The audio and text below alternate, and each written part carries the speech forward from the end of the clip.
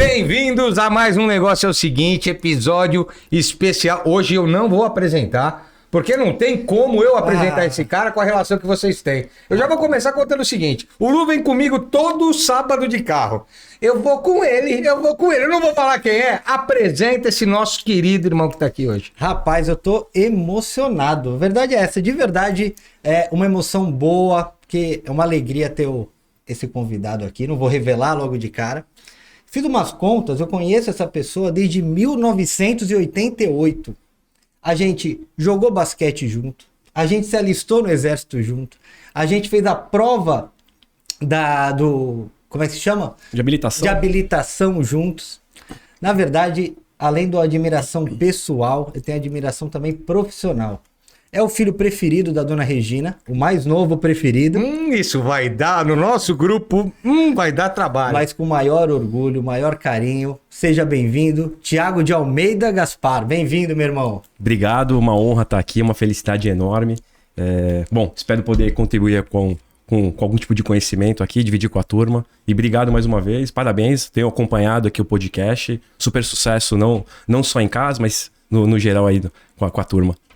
Rapaz, a gente tem uma abertura oficial, você já acompanhou, você sabe como é. E as pessoas, elas dizem assim pra gente que são convidados. Não, eu fico pensando que essa pergunta, o que eu vou responder? Então você já sabe, prepara que o tiro vai chegar. O negócio é o seguinte, quem é Thiago Almeida Gaspar? Antes de falar isso, eu pensei nessa resposta também e tenho certeza que ela vai sair bem diferente aqui do programado. O legal é esse improviso, enfim, me senti à vontade aqui. Bom, sou filho do Haroldo e da Regina. Natural de Santos, nasci aqui, vivi por pouco mais de 20 anos. Santista de coração, torcedor do Santos. Irmão do Anderson e do Leandro, pessoas são referências na minha vida, meus irmãos queridos. Super bem casado e apaixonado pela Adriana, que me deu os maiores presentes da minha vida. Gustavo e Marina, beijo pra vocês. Não esqueça do beijo da Marina. Beijo da Marina, beijo, filhona, te amo. Mandou áudio agora há pouco aqui pra mim. Papai, boa sorte, manda bem lá, enfim. Que linda. Bom, falando um pouco da vida profissional, eu acho que eu vivi aqui 21 anos em Santos. Meu primeiro emprego, primeiro trabalho, eu diria, eu recebi, não foi um salário, foi um soldo, né? Eu sou militar, servi o exército. Pouco depois fiz um ano de faculdade aqui em Santos, me transferi para São Paulo. Estou basicamente há 23 anos trabalhando no mercado financeiro. Trabalhei em corretora de valores, depois trabalhei em banco, muito vinculado aqui à parte de crédito vinculado a veículos, né? Como garantia. E atualmente trabalho na parte de infraestrutura de mercado financeiro. Que coisa...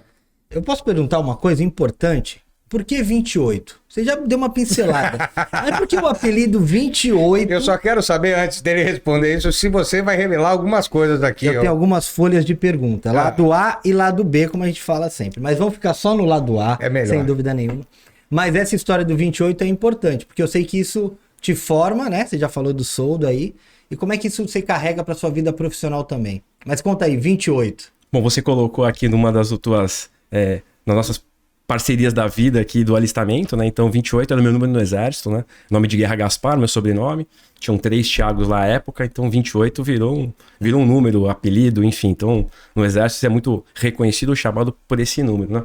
Pegando o gancho que você falou, Lu, com relação à vida profissional, acho que o exército me trouxe bons aprendizados, né? Acho que foi o primeiro lugar que eu diria que eu passei a aprender a trabalhar em equipe. Tirando a minha parte de esporte, não tão bem sucedida no basquete, ou também no próprio futebol da praia lá do GAFA, Garotos Futebol Arte, mas no exército eu aprendi, de fato, acho que primeiro a trabalhar em equipe, de fato, né? A sofrer junto, ou as conquistas também, celebrar de forma conjunta. Tem algumas passagens importantes, acho que me marcaram muito no exército, legal comentar acho que uma aqui. A gente está num exercício externo, fora do ambiente de quartel, na verdade. Era um exercício ao qual a gente precisava capturar, recuperar presos, apreendidos, né, pelos inimigos. E depois de um briefing, enfim, todo o movimento lá, o pelotão em deslocamento, o capitão tinha falado várias vezes, ter atenção, cuidado com ruídos, com sons. Em determinado momento, o cara tinha a arma destravada e soltou um tiro de festim, claro, mas fez o barulho. Naquele exato momento, acabou o exercício, na hora, uma super expectativa de ir fazer o resgate das pessoas.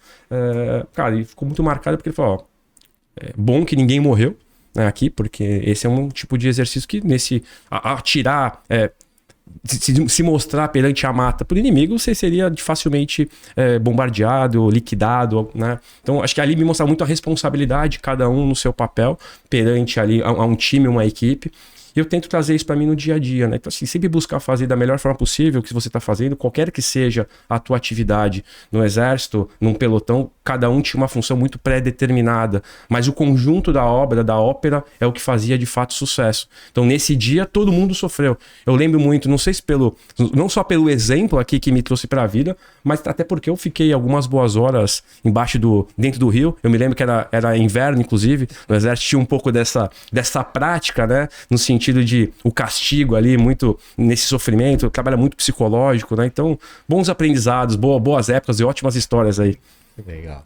Sabe, essa passagem que você está contando, né, do exército, você falou da educação, a gente que trabalha com educação lúdica, o exército trabalha com lúdico, porque ele está o tempo todo no simulacro. Simulacro é a parte da mímica que vem, o teatro deriva daí, né? Então essas simulações são excelentes para o processo de desenvolvimento, porque você tem uma carga emocional, olha quanto tempo isso está forte em você e o quanto isso mudou a tua maneira de pensar, mudou o teu modelo mental e isso influenciou na maneira que você lida com os teus desafios no dia a dia, né? Não tenho a mesma relação que vocês dois, mas acompanho.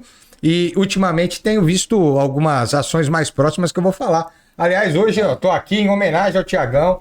Esse aqui é o nosso projeto comum, né? Somos 5 amigos e irmãos que cuidamos da Cultivando e a história começa por uma fala que eu queria trazer. Quando a gente estava fazendo, eu e o Lu, o Thiago fez uma coisa que para mim, Thiago, é algo fundamental e essencial no mundo, mas que pouca gente faz, e você fez. Ofereceu ajuda, e ofereceu ajuda não condicionada, o que é uma coisa muito mais poderosa no sentido de generosidade. Fala, eu tô aqui para ajudar, vocês dizem o que eu posso fazer. E aí vem o Lecão, né, que você já citou também, Leco Bitelo, a segunda vez que a gente cita ele aqui, esse é maravilhoso, também teu irmão, e que na hora você ofereceu ajuda e tá com a gente presente desde então. Essa tua generosidade também vem desse aprendizado do Exército, porque a gente olha muito o Exército, e eu tive a oportunidade de trabalhar com o GOI na Bahia, fui trabalhar com eles, fui dar treinamento pro GOI, e tem uma irmandade ali muito forte. Você carrega esses valores, cara? Muito, muito. Bom, primeiro o Exército na minha vida foi um desafio, porque em casa, tirando o meu falecido avô, o seu Ari, que tinha feito tiro de guerra à época, ninguém tinha seguido carreira militar. Eu não segui uma carreira militar, acabei fazendo basicamente 11 meses de curso, né? Mas na família, começou a brincar aqui em casa, a barra é super alta, né? Como concorrência, inclusive. Um irmão formado na USP, outro na Unesp, enfim. E eu fui fazer o Exército Brasileiro, né? Então em casa, todo mundo, pô, mas o que esse cara tá querendo fazer o Exército? Enfim. E hoje o meu filho, Gustavo, já sinto nele a vontade, acho que por as histórias que eu conto, mas de valores já que super importantes. Carrego muito isso. De fato, no próprio Exército, né, por prestar serviços, né, à comunidade. O Exército tem muito isso, né? Então, desde pintar uma escola, a fazer uma reforma, tive a oportunidade de pelo Exército correr os 10 quilômetros da tribuna aqui em Santos, naquela ideia de arrastar o pelotão, a gente fazia o serra-fila, que a gente fala, de aquelas pessoas que estavam por algum motivo desistindo, então ali com aquele apoio, incentivando, carregando. Então, acho que um pouco desses valores também apareciam muito lá. O Exército, para mim, assim, eu não me vejo hoje não tendo feito o Exército. Muita gente serve e fala, poxa, se eu tivesse oportunidade de novo, eu escolheria não fazer. Porque tem uma agenda ali de fato de pressão psicológica, de você aprender a sofrer, porque simula de qualquer forma um exercício para uma eventual guerra, né? Claro, eu espero que a gente não tenha, mas simula muito para essa frente. Então, carrego muito esses valores, acho que aprendi muito no Exército, entre outras coisas, dos valores aqui. Acho que é muito legal no Exército também a repetição, né? Você zela pela repetição, pela excelência. Então, aprendi a marchar a ordem unida com uma frequência absurda. Entre outros vários exemplos, até atirar, enfim, muita história aqui do Exército. Ô Lu, vocês se conhecem antes do Exército. Tô com medo da pergunta, vai. Não. Eu não tenho esse arcabouço aí que vocês dois têm de história, o que é lindo, que é muito bacana ver essa irmandade que se constrói e mantém vocês aqui. Mas a pergunta que eu queria fazer era exatamente isso. Você conhece o Thiago antes do Exército, ele muda com isso? Eu ia entrar com essa fala exatamente, tá porque não vem do Exército. O Exército talvez, com toda essa prática que o Tio tá contando aqui, ele corrobora para poder ter esse peso. Mas o Thiago, ele é solidário na essência, não é porque eu tô na frente dele. Então, em toda ação que você precisar, ele vai ali voluntariamente querer ajudar. Então, acho que isso é uma característica, né? Isso não vem de você nasce diretamente com isso. Tenho várias histórias de ajuda do Thiago comigo, que são incríveis e muito boas. Mas eu queria voltar para o lado profissional. Fomos lá para o 28. Não vou trazer outro apelido, vou deixar no 28. O Zora não pode falar. O Zora não pode falar. Mas eu sempre muito curioso e acho legal contar como é que você vai para o Exército, Ciências da Computação e entra no mercado financeiro. Como é que isso aconteceu na tua vida? Bacana. Bom, como eu disse, eu saí de Santos basicamente com 21 anos de idade, né? Fui para São Paulo em busca de fato de trabalho, de emprego e finalizar a minha formação, que é em ciência da computação. Sou bacharel em ciência da computação. Nunca trabalhei diretamente com computação. E aí, na busca de emprego, consegui meu primeiro trabalho numa corretora de valores e me encantei, né? Já tinha experiência com corretora no sentido, meu pai trabalhou num grande banco também e uma passagem com 8 anos de idade, nunca vou esquecer também, eu retornando de uma viagem, algum problema lá grande no mercado à época, né? E aí meu pai teve que, chegando aqui em São Paulo, ir para o banco. E aí chegou lá numa mesa de operações, os caras com 2 telefones em pé, telão, um super tecnológico já. Eu me encantei, isso com 8 anos de idade, ficou lá guardado. E coincidentemente, quando eu fui começar no trabalho em São Paulo, depois do Exército, eu tinha a oportunidade de trabalhar numa corretora. E por lá fiquei, sempre voltado no mercado financeiro. Então, eu acho que eu tinha essa paixão já ali, desde quando eu tive ali, claro, o exemplo do pai, né, profissional, trabalhando, e via aquilo, parecia um parque de diversões, tela e número piscando, enfim. E aí comecei no mercado financeiro, tive a oportunidade de ser um dos primeiros operadores do Mega Bolsa, antigo sistema eletrônico que operava o mercado financeiro à época, hoje muito mais digitalizado. Na época ainda tinha o pregão vivo, mas estava começando inicialmente ali o pregão eletrônico, ao qual eu operei, teve passagens ótimas também, eu consegui, não sei se algum de vocês já teve essa oportunidade, eu parei o mercado brasileiro de ações, né? Porque eu fiz uma operação totalmente errada. Assim? Totalmente errada. Acho que é legal comentar isso, porque eu vejo muito hoje nas companhias a gente falar em errar, e errar acho que tem que ser super permitido de fato, né? Para te deixar à vontade, mas com muita avaliação aqui, a tomada de risco, né? Nesse caso, rapidamente, eu podia programar. O sistema tinha toda uma programação para que de fato você fizesse no passo a passo o processo. Eu era novo, tinha 22 anos de idade, queria ser o cara mais rápido, sempre, né, trabalhei por performance, queria buscar espaço, enfim. Só um parênteses aqui, eu preciso contar isso. Vocês estão vendo e ouvindo o Thiago muito quieto, né, tranquilo, mas isso aqui é uma bomba de energia, é uma agitação só. E quando você vai para a bolsa, acho que isso também dá uma amplificada, né? Quem diria, dona Regina, né? No primeiro ano que eu morei em São Paulo, eu fiquei 3 finais de semana em São Paulo. E aí eu sempre descia para Santos, pelas amizades aqui, inclusive do Lu, enfim, da turma. E ela falava, filho, tá tudo bem lá em São Paulo? Eu falei, não, tô te achando um pouco mais agitado, um pouco mais acelerado. Eu falei, não, mãe, fica tranquilo. Em resumo, voltando pro pregão, eu trabalhava com 4 telefones, né, ao mesmo tempo. Eu ouvia 2 clientes em 2 e outros, o cara que tava lá na mesa, lá no pregão, operando, para também fazer as operações. Essa cena é a cena do Wall Street, quando a gente tá olhando o filme, basicamente, né? Eu era um estagiário lá, né? Estágio boy. Ali. Exatamente. E aí, voltando pra parte do Mega Bolsa, pro pregão eletrônico, cara, eu fui tirando todas as travas, aquele excesso de confiança, né? E aí fiz uma super besteira. Pra você ter uma ideia, quando eu clicava no asterisco, ele dava 3 zeros, né? Então eu programei o teclado, o sistema para isso. Fui aprendendo, fui fazendo o curso e, cara, eu quero me diferenciar. E aí numa dessa eu cliquei um asterisco 2 vezes, errado. Então ao invés de eu comprar 1000, eu comprei 1 milhão. E aí eu raspei o mercado como um todo. Então, ao invés de você colocar o valor certinho, eu clicava, eu dava 2 cliques em um botão e fazia a operação. Então, eu era reconhecido nesse sentido. Só que até um dia que eu fiz esse erro, enfim, então super me marcou, né, no sentido de que, poxa, legal, bacana, mas, cara, tudo tem que ter um limite, né? Não dá pra você querer... Cara, resumindo, eu tinha 21 anos, me deram uma Ferrari, eu tirei os airbags, andei sem cinto de segurança e fiz um estrago. Parei a empresa, parei a bolsa eletrônica, o pregão continuou funcionando, parei a bolsa eletrônica, ligou o diretor da mesa, época eu conheço hoje pessoalmente, a gente trabalha na mesma empresa, enfim. Cara, e o resto é história, né? Mas bons aprendizados, né? E isso é muito legal, porque quando eu vou fazer um paralelo das duas coisas, e aí eu acho que você que vive, que consegue dar pra gente esse parâmetro. Você sai do exército, o exército tem uma coisa de trabalhar com imprevisibilidade, porque o treinamento é para guerra, perfeito. E a bolsa tem isso também, né? Porque apesar do planejamento estratégico, do estudo de mercado, Tem risco, né, cara? O mercado é imprevisível, né? Putz, é risco, né? Então você está num cenário que é um cenário altamente complexo e tem que tomar decisão ali o tempo inteiro. E claro, uma hora erra. Faz parte. Eu sempre digo, erro faz parte do processo de aprendizagem. Ou você pode repetir o erro, porque você não tem consciência dele, ou se transforma. Quais são as lições que você tira de tudo isso? Como é que essas duas coisas se conectam e o quanto isso hoje te faz ser um cara mais equilibrado na tomada de decisão, ou não, eu continuo operando na Ferrari, só que agora eu uso o cinto de segurança e o airbag tá ligado. A vontade de operar sempre na Ferrari, ela tá dentro de mim, né? Mas eu tento me controlar, eu acho que essa parte de visão de risco é super importante. Voltando aqui para a parte da bolsa, especificamente falando que a gente estava comentando, é de fato você se preparar, né?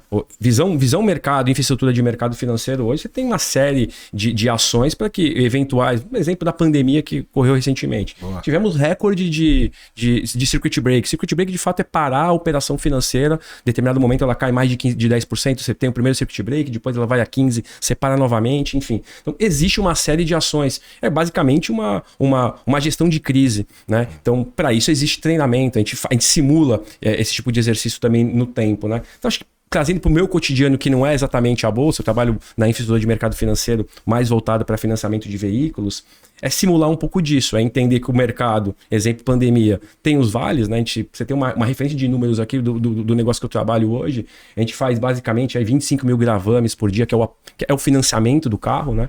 Então, por dia são 25 mil? Por dia, uma média. Estamos falando aqui de 500 mil no mês, 6 milhões de financiamentos no ano. Né? E eu trabalho nessa infraestrutura desse negócio. Por muito tempo eu era o cara que vendia o financiamento enquanto instituição financeira. Né? E por que eu estou falando isso? Então, esse volume aqui, nem sempre ele é constante. Então, a média de 25 mil por dia, no pico da pandemia, ou no início da pandemia, eu diria, estamos falando aqui de abril de 2020, ela caiu para 7 mil gravames por dia. E o mercado ficou nesse tamanho. Então, como é que você se reinventa? Como é que você se reorganiza? Né? Enfim, e a gente trabalha muito isso, acho que o mundo corporativo no geral. E falando em se reinventar, né? O Thiago é uma das pessoas mais inteligentes que eu conheço. Você já reparou isso pelas nossas reuniões, claro. E tal. E um cara muito raciocínio lógico, matemático. E teve mudanças na tua carreira, né? Você sai de um olhar talvez mais estratégico, de planejamento, vai para um lado comercial. Como é que foi essa transição para você? Porque tem uma diferença grande, né? Sem dúvida. Legal essa pergunta, Lu. Assim, eu procurei um pouco isso na minha carreira. Eu tive alguns bons exemplos na carreira de pessoas que trabalhavam internamente, na parte mais de gestão estratégica, e foram alçar desafios na área comercial. E vi com muito sucesso isso. E eu fiz esse movimento. E aí me permiti em algum momento também, claro, uma coisa é o teu interesse, é buscar aquilo que você quer, mas tentar retornar para a agenda um pouco mais estratégica. Né? Então eu tive a oportunidade de fazer esses movimentos, viver um pouco atrás do balcão, à frente do balcão e depois de novo. Cara, é enriquecedor, né? Porque enquanto você está de um lado, por mais que você hoje muito em moda, trabalha em equipe, em conjunto, enfim, as squads da vida, todo mundo trabalhando de forma conjunta ali. No final do dia, ou pelo menos há um tempo atrás, tinha um pouco aquele lance, cara, eu aponto o dedo para você, o problema tá aí no comercial que não vende, tá que você que não dá a meta correta, enfim. Então acho que eu pude ter os dois lados da versão, né? A visão sistêmica. Então acho que isso é super enriquecedor. Hoje voltei aqui à área comercial, hoje lidero um time comercial que suporta toda essa parte do mercado também, mas trabalha muito mais com dados, né? Dados de fato, petróleo aí do futuro, enfim. Então é muito da minha agenda hoje do dia a dia, negociar com instituições financeiras, enfim, com players, para que a gente possa ajudar e dar solução aqui na melhor tomada de decisão para esses clientes. Cara, isso é muito interessante. Dados é o petróleo, né, do futuro. Pode passar desapercebido, mas fala um pouquinho mais. Qual é a relevância de dados hoje para os negócios? Como é que isso tem impacto diretamente? Não na questão de números, mas eu digo de impacto estratégico, de planejamento para as empresas no geral. Os dados realmente têm uma relevância tão grande assim? Não, fantástico. Se eu voltar um pouquinho aqui no tempo, falando basicamente de 2000, para você ter uma ideia, eu respondia pela inteligência de preço, né, nesse banco, né? E para eu distribuir o preço no Brasil, imagine para 20 mil pontos de venda, então muita gente pode estar ouvindo, não pode nem conhecer, a gente passava fax na época. Estamos falando de muito tempo atrás, de 20 anos. Então, pouco tempo. Para mudar o preço para o Brasil inteiro de uma grande instituição financeira, você passava fax para quase que 20 mil pontos de venda. É claro, a gente mandava para os gerentes de plataforma espalhados pelo Brasil e esses caras disseminavam. Estou falando aqui de evolução tecnológica, é claro. Hoje, nessa época, você precisava captar 100 quase informações de um cliente para você poder dar crédito. Hoje você massa o CPF, a data de nascimento e a placa do veículo, basicamente, e a instituição financeira, qualquer uma delas aqui no país, consegue ter essa velocidade para dar crédito. Pegando o gancho aqui com dados, é isso. Então, quando você precisava ter uma série de informações, gerar uma jornada menos eficiente ou menos bacana para aquele cliente, hoje você pega poucas informações, consegue ter o mesmo nível de assertividade ou de velocidade. Para distribuir o preço, a mesma coisa, é tudo mais tecnológico. Eu tive a oportunidade de ser a primeira plataforma do Brasil a começar a fazer financiamento de veículos de forma eletrônica, enquanto os outros bancos preenchia uma ficha cadastral e mandava o fax para a mesa de crédito, ali inverso do preço, o cara poder digitar, analisar e fazer o crédito, a gente estava já começando a trabalhar com computador, enfim. Então, a tecnologia veio para, de fato, transformar todos os business, todos os negócios, né? E dados hoje, de fato, é o que ajuda a, de fato, entender a tua real necessidade, né? Ao ponto de você entender que tipo de veículo, por exemplo, você está precisando, dado o teu momento de vida, dado se você está sendo um pai ou não, enfim, se você é um cara mais aventureiro. Então, as informações hoje que a gente tem pautam muito para isso, né? Quer seja para uma tomada de decisão de crédito, quer seja para entender um pouco daquela persona, daquela pessoa para fazer a melhor oferta. Você nem adora dados, né? Imagina, o homem adora números, dados. Utilidade pública e dúvida individual. Agora, vamos fazer esse momento. O meu perfil... Se eu souber responder. Não, acho que sim, porque... Eu tenho visto muito essa coisa do cadastro do bom pagador. Não sei nem se é isso, se é assim cadastro que chama. Positivo. Cadastro positivo. Perfeito. O quanto isso é importante? Você acha que vale a pena? Tem muita gente com medo, porque, de novo, o cara que passou fax, né? Que trabalhou assim, a UNA, a gente passava proposta no fax ainda, só para ter uma ideia. Ele tem algumas restrições quanto à tecnologia. Tem medo de pagar as coisas pelo internet, tem medo de um monte de coisa. Como é isso? Eu posso liberar meus dados para essa coisa do cadastro positivo? Vale a pena, Thiago? Cara, assim, alguns mercados mais maduros nesse sentido, mercado americano, por exemplo, isso é super já bem enraizado, né? Então, esse poder vai ficar muito na mão aqui de fato do CPF, né? De você poder dar publicidade ou não dar publicidade para os seus dados. Tem a Lei Geral de Proteção de Dados, a LGPD aí que reza muito por isso e rege esse tema. Agora, quando você... permite isso, de fato você dá uma visão para que as instituições financeiras no todo te conheçam melhor, permitindo, quem sabe, você receber uma oferta.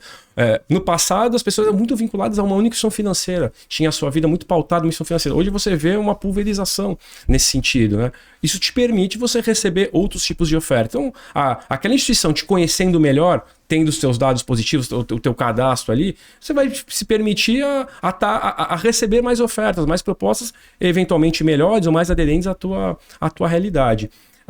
Fazendo um parênteses aqui, no mercado de veículos, especialmente, a gente está falando, crédito, não especificamente com o mercado, com a informação positiva aqui dos clientes, mas ele se deu muito pelo crescimento, pela bonança do crédito, né? Então, o mercado brasileiro aqui, basicamente em 2000, vendia 0 km, pelo menos veículos 0 km, algo em torno de 1.300.000 veículos no ano, né? Isso partiu para 3,5 milhões em quase 10 anos. Em 2012 a gente estava vendendo recorde de vendas de veículos no Brasil, era 3.600.000 carros, né? Então assim, por quê? Porque o crédito permitia isso. Você permitindo aqui, o link que eu quero fazer é, você permitindo que outras instituições financeiras tenham o mesmo nível de conhecimento que aquela instituição ao qual você tem as suas operações ocorrendo, enfim, te dá muito mais visibilidade para essas empresas, por consequência, que ofertas, né? O Brasil saiu nesse movimento de crédito aqui de 10º lugar de indústria que mais vendia carros para 4º no mundo. Você tem uma noção, esse movimento de forma diferente, mas aconteceu também na China. A China, nessa mesma época que o Brasil vendia 1.300.000 carros, vendia 700.000 carros no ano. Caramba! Chuta quantos carros vende a China hoje? Deve ser o triplo do Brasil. 20 milhões, basicamente, de carro 0 km. É muita coisa. Por quê? É um pouco da abertura da economia, você dá acesso a crédito, você permitir, né, para que aquele CPF de fato possa ter alguma aquisição de uma forma um pouco mais tranquila. O Thiago perguntou se ele ia ter algo para contribuir aqui com a gente. Ele estava na dúvida, né? Eu ainda nem fiz todas as perguntas que eu quero fazer. O nosso público, assim, é um público diferente da grande maioria do Brasil, que tem acesso a crédito, que tem E é raro, nós estamos falando de um processo, de uma parcela da população pequena, né? Nós estamos falando disso de uma parcela bem pequena da população, mas que tem interesse no que a gente vai estar conversando aqui. São as pessoas que assistem a gente, é o mundo corporativo, é gente que às vezes tem uma sobra de grana. E aí, eu estou fazendo todas as minhas consultas financeiras hoje. Aguenta, Thiago, aguenta. Eu faço isso, eu vou trazendo e vou fazendo perguntas que eu queria fazer. Tiagão tá lá em São Paulo, é difícil, aí a gente... Aproveita. Investir na bolsa, financiamento, qual é a recomendação? Por exemplo, tem alguém que possa fazer... Eu tenho lá uma grana para investir e eu não sei o que eu vou fazer com essa grana. Geralmente o cara tem o acesso ao consultor do banco. Mas tem outra maneira de fazer isso? Tem um outro lugar que esse cara possa buscar essas... empresas de investimento, vale a pena. Uma consultoria. Como é que faz isso, Tiagão? Perfeito. Hoje tem no mercado, teve um colega que passou por aqui, o Honorato, né? Que falou muito nessa parte digital, de venda de cursos. Hoje na internet tem muita gente vendendo esses cursos. Nesse sentido, especificamente, aqui estou falando para investimentos. Acho que é um ponto de atenção, né, de alguns dados aí, 99% das pessoas que vendem esse tipo de curso, especificamente estou falando, acabam não tendo muito sucesso. Ele acaba ganhando dinheiro, de fato, com a venda do curso, não necessariamente com a realidade ou realização daquele modus operandi ali que se ensina, de novo, especificamente para... Eu vi um meme, eu não posso deixar de falar esse meme assim... Cara, o cara te vende investimento financeiro e vende curso para completar a renda, alguma coisa tá errada. Não bate, não fecha a conta, né? Não fecha a conta. Mas voltando aqui ao ponto, acho que assim, de fato existem. Acho que assim, tem grandes empresas, né, especializadas no tema, corretoras, enfim, sem citar nomes aqui, mas grandes de mercado, que acho que deu uma super referência para que você possa apoiar. Mas para aqueles mais aguçados, que gostam de fato de buscar informação, eu recomendo para o site da B3. Lá tem muita coisa, tem vários cursos gratuitos, inclusive, que você possa fazer, se desenvolver, é só procurar lá. Cara, e aí você pode começar a tirar um pouco das tuas dúvidas, enfim. O conhecimento hoje, né? Voltando aqui ao mundo digital, tá totalmente permitido, né? Outro dia eu cheguei em casa, meu filho tava jogando um jogo, tinha um gráfico no jogo. Falei, pô, um gráfico? Já se interessou. Me interessei.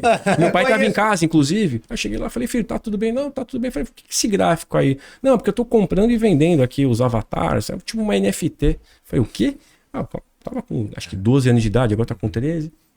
Coloquei meu pai e falei, pai, depois vai no quarto lá, meu pai tava uma temporada lá em casa, dá uma entende o que tá acontecendo lá. E aí foi a resenha do final do dia, mas é isso. Então, a informação tá disponível já. Eu fui entender o que era um gráfico, sei lá quando, falar em comprar e vender ações, poxa, e o Gustavo ali com 12 anos já tendo um pouco dessa introdução. Então, a informação tá disponível para quem quiser buscar se interessar. Acho que ponto importante é um mercado de risco, né? Uhum. Então acho que tem que ter muita cautela, muita atenção. Nada tem dinheiro fácil, não, né? Tem dinheiro fácil, muito pelo contrário. Eu pude operar com 22 anos de idade, tinha dia que eu ganhava X mil reais, no dia seguinte eu perdia aqueles X mil vezes 3. Então é muito volátil, né? Então acho que é super atenção aqui. Essa vida de trader, né? De day trade, que no dia você compra e vende, ou vende e compra. Já vi histórias, infelizmente, muito tristes nesse mercado, mas super recomendo. Acho que investimento, isso é super importante, né? Você se preparar para tua velhice, para tua aposentadoria,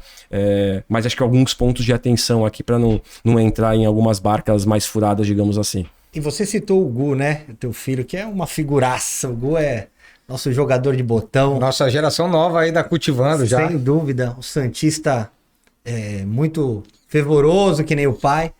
E eu queria te fazer uma pergunta. Você tem toda essa relação de trabalho, conheço a tua energia, a tua agenda apertada.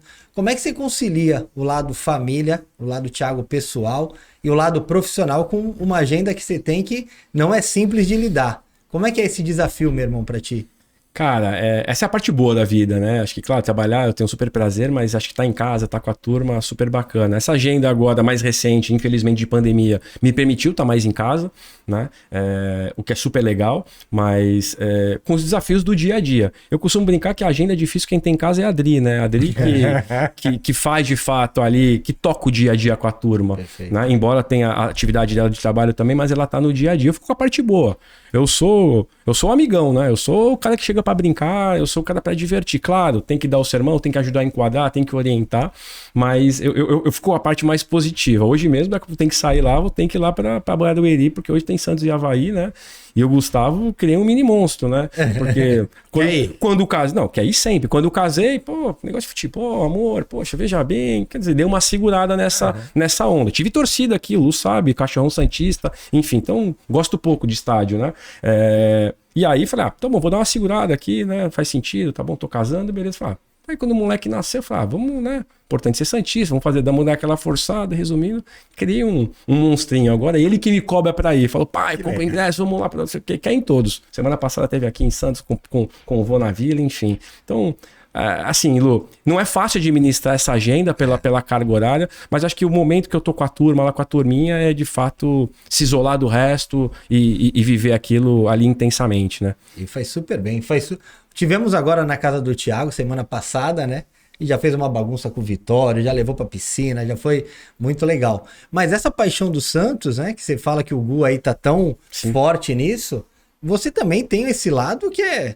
Quem não sabe, em 95... O Thiago fez o símbolo do Santos na cabeça. Acho que vou contar essa história aqui. 1995. Conta um pouquinho o que você já fez pelo Santos Futebol Clube. Pô, essa pergunta é ótima. Pô, eu fiz muita coisa, eu acho. Pô, tem essa de 95, porque eu até fui, nesse mesmo dia, eu fui para um evento, formatura do meu irmão na USP, do Anderson, e eu não conseguia, os caras não deixavam sair pra foto, pra frente da foto, eu saía de costas, os caras queriam pegar o símbolo da minha cabeça, né? Foi uma moda em 95. Foi uma moda. Pintar o cabelo igual do Giovanni e fazer o símbolo do Santos na cabeça. E aí, acho que algumas outras bacanas, com o Leandro aqui também, a gente teve um bate-volta em Salvador para ver o Santos ser campeão lá contra o Vitória no Barradão. Quase morri esse dia, porque a gente entrou no meio da torcida, o taxista lá errou um pouco a mão, enfim. Só um parênteses. O Barradão, pra quem não sabe, ele fica num vale, assim, né? Pra baixo. E você passa no meio de uma comunidade. No meio de uma comunidade, exatamente. E foi ali que vocês se perderam? Foi ali que a gente se perdeu. E no meio da torcida, os caras começaram a chacoalhar, achando que era algum repórter, alguma emissora. A gente tava numa doblô... Com isso filme na época, que eu lembro, enfim, tínhamos que tirar a camisa, porque a gente tava lá tirando foto pra fora, que legal, olha que bacana, no meio dos caras, e de repente os caras falaram, o que tá acontecendo aí dentro? Um dia tá passando o carro aqui, enfim, episódio fantástico. Esse dia eu fui sair do estádio 1h30 da manhã, porque era a torcida adversária, a gente perdeu o jogo, foi 2-1, mas somos campeões lá. Enfim, fui sair do estádio 1h30 da manhã, saímos direto, dormi um pouco no aeroporto, voltei dia seguinte, 9 da manhã, tava trabalhando. O time do Vitória era bom. Era um time bom. Era um time bom, Jackson, time enjoado, time bem enjoado. Fui pro Japão, né? Acho que com histórias inenarráveis, lá, tirando a parte do futebol, que é a loucura de ter ido pro Santos, mas fantástico. Fui com meu pai, fui com meus 2 irmãos. Mas teve uma condição pra você ir pro Japão, né? Com a Adriana. Eu tive que... Eu fui pro México, cheguei de manhã, eu não sei se no mesmo dia à noite ou dia seguinte de manhã, já tava embarcando pro Japão. Só vai pro Japão se levar a Adriana pro México, ela falou. Fez bem. Tive que viajar e visitar com a turminha, mas no Japão histórias fantásticas, né? Tirando o futebol de lado, o Japão... país encantador, então o futebol me permitiu também poder conhecer aqui outras culturas. Tem uma passagem aqui muito legal no Japão que acho que vale comentar, tem o Todaiji, não sei se vocês conhecem, mas ele é um maior templo, um dos maiores templos, né? O de madeira é o maior do mundo, o maior edifício de madeira do mundo, tem um templo, tem um Buda gigante lá, e tem a narina do Buda, tem uma das pilastras que sustenta esse local, tem um vão que falam que é o tamanho da narina do Buda. E as crianças passam lá de forma super simples, né? Um dia antes do jogo da final contra o Barcelona, a gente já tinha ganho do Kashima Reysol. Eu falei, vou tentar passar lá, mas vi que não dava, não era muito possível. O negócio é meio pra criança. Dificilmente um adulto passava. Tentei uma vez, nada. Tentei 2 vezes, nada. A gente saiu do templo, vambora, fiquei com aquilo na cabeça. Fiz a família toda voltar. Falei, eu vou passar no negócio. Você não vai, você tem todas as vezes. Eu vou tentar, vou passar lá. Mas se eu ficar lá, eu vou ficar lá. Eu vou tentar. Agora eu vou. Resumindo, voltei, a família toda que tava lá, voltamos. Entalei, né? Vai entalar, fiz lá todo um cálculo, mas entalei. Mas no final, meu irmão me ajudou, consegui sair do outro lado. O pessoal meio que me cumprimentando, parecia quase que uma entidade. Fui entender um pouco disso depois. De fato, a pessoa que passa ali é uma pessoa para outra vida, tem uma pessoa de luz, enfim. Então, só vou conseguir responder isso melhor na minha próxima vida. Mas o mais legal, que tinha um pouco do lance de sorte, que depois disso, o Santos perdeu de 4-0, não preciso nem falar como é que foi. Não devia nem ter passado. Eu saí do templo, né? Tô ali, uma cidade chamada Nara. E o animal veado é um bicho sagrado, mais ou menos como a vaca na Índia, né? Poxa, tô ali, uma fome do caramba, difícil a comunicação no Japão, morrendo de fome, compramos biscoitinho, tô ali comendo, de repente vejo uma japonesinha dando aquela famosa risadinha meio oriental mesmo, falei, poxa, meu irmão falou, estamos fazendo uma coisa errada aqui. A gente olha pro lado, o biscoitinho que a gente estava comendo, de fato, era uma ração que alimentava os viados. Né? Então, passei por um negócio falando que a brincadeira em casa é que, precisamos voltar no Japão para você passar de novo ao contrário para ver se essa sorte aí muda. Mas enfim, são histórias aí que o futebol e a paixão pelo Santos me ajudou aí a ter outras histórias. Eu toquei nisso porque o futebol é um aglutinador para você, seu pai, seus irmãos, né? Sem dúvida. O Leandro tá na Inglaterra, a gente toda hora fala do Leco aqui, mas eles se encontram, marcam lugares aí no mundo para poder se encontrar, e eu acho isso super bonito, porque tem muito a ver com a história de vocês e esse lado família do Thiago que realmente eu queria colocar aqui na mesa, né? Não, muito, muito legal tudo isso. E voltando para paixão, eu quero puxar, aqui tá quase no fim já, mas eu queria puxar a conversa que você falou dos avatares de vender, claro, e juntar isso aqui para um ponto convergente da nossa conversa. Todos nós aqui somos apaixonados por futebol e nós dois pelo videogame também, né? Sim. A gente gosta. E o FIFA, e aí vê se dá o FIFA novo para nós aqui. Eu tenho jogado aqui, mas só já... Não conta então, hein? Boa. Tô treinando. Não, mas ultimamente eu só jogo no mobile. Só jogo aqui no celular. Então, quiser me encontrar no celular, vai lá. Meu time tá bom. Mas o que eu quero trazer você falou da questão da educação, das pessoas olharem para isso. E isso já é um processo de educação do Gu, quando ele tá fazendo compra, né? O trade ali. O FIFA tem um processo na Bélgica que a EA não pode vender o FIFA com o Ultimate Team. Para quem não sabe, o Ultimate Team é você compra o seu time e vai vendendo.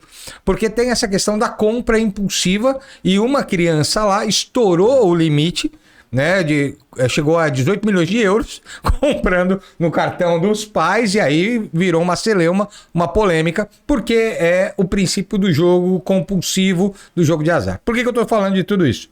A bolsa também, para quem não sabe, como você bem falou, olha, toma cuidado, você vai se empolgar dentro de tudo isso. Mas também, quem já passou por isso, que bota duas vezes o dedo no asterisco, vai aprendendo o cuidado que precisa ter. Sem dúvida. O cuidado a energia financeira também é uma energia.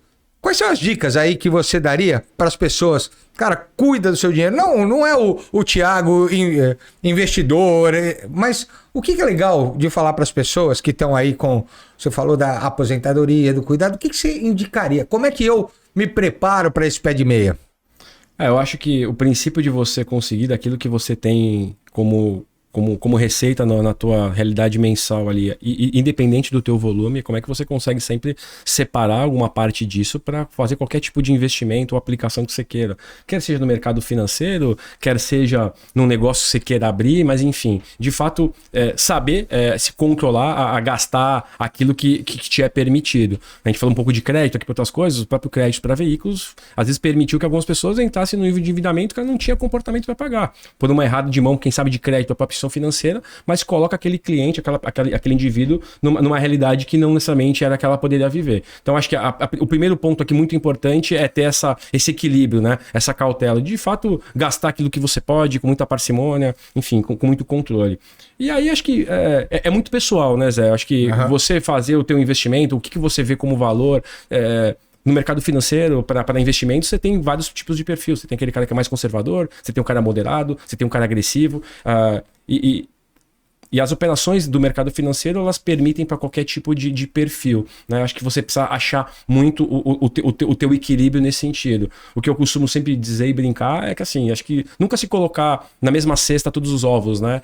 Porque acho que é importante essa diversificação. Então, se você se considera um cara mais arrojado para risco, legal, bacana. Então, ponha uma parte, quem sabe, um pouco maior para esse tipo de risco. Mas não deixe de ter uma aplicação um pouco mais conservadora, moderada, para que você tenha aqui, de fato, um certo equilíbrio. Acho que tudo todos os ovos na mesma cesta também acho que ajudam um pouco a ter o risco. Mas eu acho que deixaria aqui muito para um lado muito pessoal, né? Eu acho que existem N opções de investimento, né? Qualquer que seja o tema.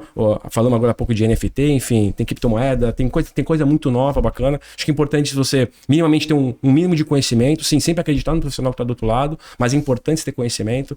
E o conhecimento, ele tá aí, né? Tá disponível. Na nossa época, a gente tinha que ler lá conhecer algumas enciclopédias. Agora você vai para a internet, o Google tem tudo, dá um Google, enfim, e você consegue de fato acessar. Então acho que é equilibrar isso, né? A tua gestão do teu próprio dinheiro e equilibrar aqui um pouco dos riscos que você está disposto a tomar.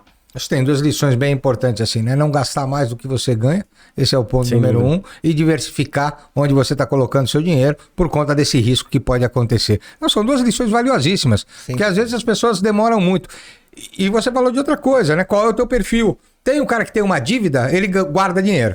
Tem um cara que não tem essa dívida, ele vai gastar todo o dinheiro, porque ele não guarda assim, né? Então E conhecer mais, você já falou, tem sites, vai buscar, tem bastante opção dentro do mercado. Aqui tá acabando a conversa aqui, o Thiago trouxe um monte de coisa, mas eu vou deixar você encerrar esse convidado especial maravilhoso. Eu quero agradecer, Thiagão, obrigado, cara, muito legal ter você sempre, agrega demais aqui, mandar um beijo pro Leco, mandar um beijo pro seu Haroldo é sensacional, família inteira, Dri, as crianças, cara, obrigado por estar aqui, viu? Eu que agradeço. Considerações finais, aí eu me despeço de você. Cara, eu queria super agradecer, foi super divertido, eu levo pra minha vida, tentar levar uma vida leve, né, me divertir nessa jornada, a gente tá aqui de passagem de fato, então acho que agradecer de fato. Queria ler uma poesia, se você me permite, Zé. Maior prazer. Por favor, sim. Que eu trago aqui um pouco do dia a dia. A gente falou um pouco disso aqui, acho que tentar se reinventar, procurar um pouco a sua melhor versão, quer seja para os investimentos, quer seja para o dia a dia, quer seja para ali no dia a dia, na criação, de estar mais próximo da família. Chama-se Velho Pajé. Ela fala assim, né? Renove seus pensamentos, vasculhe seus sentimentos, vá além da superfície, descubra a vastidão da planície. Resgate sua força interior, sem perder sua flor. Como um velho pajé, faça o que a alma quiser. Expanda seu poder até o infinito, você pode alcançar seu objetivo. Abra as portas e janelas do seu ser. É só acreditar no seu bem-querer.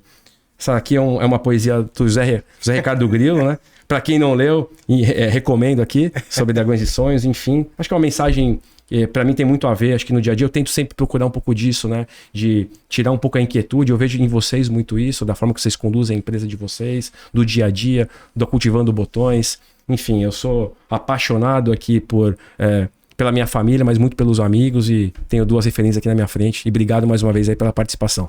Você já aguenta o cara mete a poesia aqui do livro no final, rapaz. Já respirar e, de novo, te agradecer, irmão, porque acho que generosidade a gente tem, mas generosidade sem medida como você, são poucos. Oferecer, fala, tô junto, e o que é pra fazer? Vou aprender. Zé, o que você tá apertado em fazer botão? Eu vou aprender a fazer. E hoje faz botão melhor que eu. Assim, isso é muito legal, muito legal. Obrigado, meu irmão. Obrigado a vocês. Valeu, dois feras. Thiago, cara, pra mim é um orgulho ter você, ser seu amigo. Quando eu falo sou amigo do Thiago Gaspar, isso enche meu coração de alegria. Eu tenho uma admiração pelo profissional. Eu tenho uma admiração principalmente pela pessoa que você é. Ter você nessa mesa, pra mim, é olhar pra trás e ver tudo que a gente caminhou junto. E principalmente ver a tua história é uma inspiração. Você falou que a gente inspira, mas você, sem dúvida nenhuma, é uma inspiração pra mim. Fico até, mais uma vez, emocionado. Porque ter muito tempo junto. São 34 anos. Posso te considerar o meu melhor amigo. Só não vou usar esse termo porque os outros vão ficar... rapaz, vai dar briga isso aí, mano. Vai dar briga, hein? Mas é um amigo querido, uma pessoa especial, que tem uma família linda. E quem pôde curtir um pouquinho desse podcast, pôde ter uma ideia de quem é esse ser humano fantástico. Obrigado por estar aqui. Te amo. Obrigado mesmo. Um grande abraço. E para vocês de casa, curta, compartilha. Logo, logo tem mais história por aí. Valeu, um abraço. Tchau, tchau.